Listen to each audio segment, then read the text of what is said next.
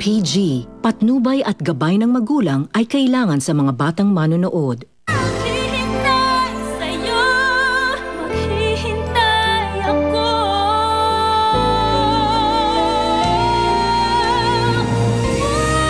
Puso ko'y narito. O teka, saan ka naman pupunta? Mars, kailangan kong malaman kung tama ang kutob ko. Pupuntahan ko sila Roxanne. Gagawin ko ang lahat pero hindi siya makulong. Ilabas mo ang anak ko. Wala dito ang anak mo.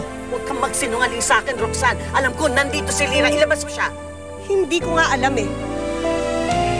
Kapag nalaman ko na niloloko mo ko, Magkakasubukan tayo. Alam naman natin kung sino ang mananalo. Pero paano pag nalaman nila si Lira? Huwag na. Mas masasaktan ko pa siya. Itigil niyo na ho ito. Gusto ko na akong makasama si inay. Hindi mo na makakasama ang nanay mo. Kaya nang hindi ko na makakasama si Angeline. Kaya pagbalik niya dito, ikaw mismo ang magtataboy sa kanya. Gusto ko siyang masaktan. Hindi niya po ito bahay. At mawalang galang na rin po. Hindi rin kay nanay niya. Mali ka. Dito na siya nakatira. Siya na ang magiging anak ko. Siya na ang papalit kay Angeline. Mali po itong ginagawa niya. Lira, halika na. Huwag niyang gayos taas. Hayatid na kita.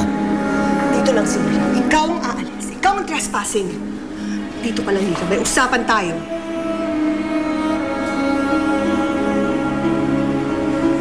Sige na, Prince. Umalis ka na. Dali lang. Tita, mali po itong ginagawa niyo. Hindi niyo dapat pinipilit si Lira. Hindi niyo dapat pinapilitan si Angeline. Wala kang karapatang husgahan ako. Kahit ganito ako, alam ko ang tama at mali. At mali itong ginagawa niyo. Prince? Bale, sa pagsabihan mo yung mami mo, mali itong ginagawa niya. Prince, huwag kang bastos. Binabastos mo yung mami ko. Nandito ka sa pamamahay namin. Ang mabuti pa, umalis ka na lang. Pero bakit yung pinipilit si Lira? Dito tumira. Lira, kausapin mo nga to. Prince, hindi nila ako pinipilit. Desisyon ko to. Kaya sige na, umalis ka na. Teka, paano yung nanay mo? Wala na akong pakialam sa nanay ko. Naiintindihan mo ba? Umalis ka na nga! Narinig mo sinabi ni Lira? Umalis ka na. Bago pa kami magpatawag ng guard, umalis ka na.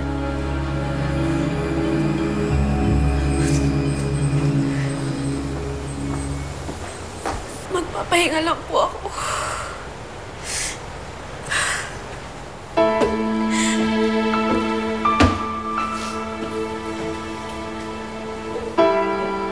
Salamat, Vanessa. Kahit na... alam mo naman na...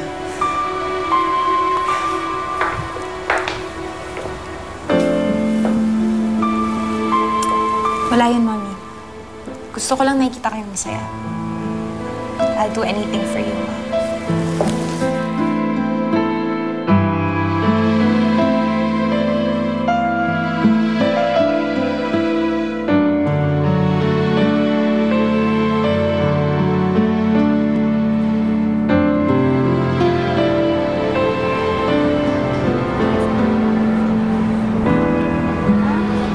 Lira! Ha? Sorry. Sorry, ha?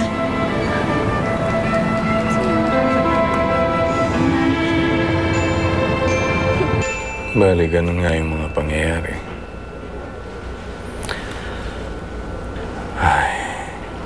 Mars, bibisita ka, kararating lang ni Leo. Good evening, Senny. Bakit ka nandito? Nalaman ko kasi na nanggaling ka sa bahay. Nakita ba kayo ni Lira? Hindi. Ang sabi ni Roxanne, wala siya doon. Alam mo, Senny, mukhang pinaglalaroan ka ni Roxanne eh. Nandun lang si Lira, hindi naman siya umaalis ng bahay. So, ang ibig mo sabihin, nagsinungaling siya sa akin? Senny, I'm sorry ha. Pagpasensya mo na sa akin. Sorry. Aanhin ko yung sorry mo. Wala naman dito yung anak ko eh. Bakit imbis na mag-sorry ka, hindi mo itama yung kabalbalang ginagawa ng asawa mo? Seni, gustuhin ko man. Wala na akong magagawa eh. Dahil yun lang ang paraan para hindi ka makulong. Wala akong pakialam. Kahit na makulong ako, kahit na mamatay ako, hindi ako papayag na mapunta sa asawa mong anak ko.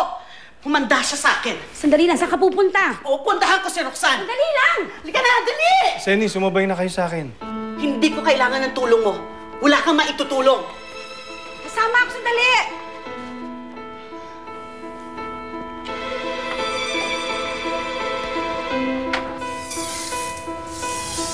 Ma, yung kaibigan ni Tita Roxanne, kinuha niya si Lira. Tulungan natin siya. Anong tulong? Hindi ko alam. Tawagan niyo yung mga kilala niyo.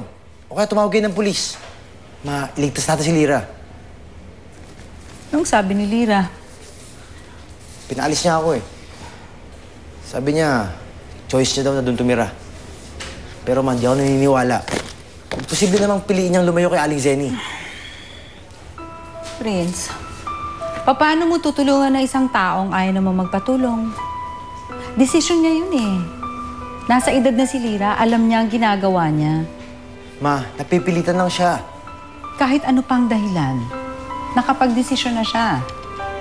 Huwag ka na makialam, Prince.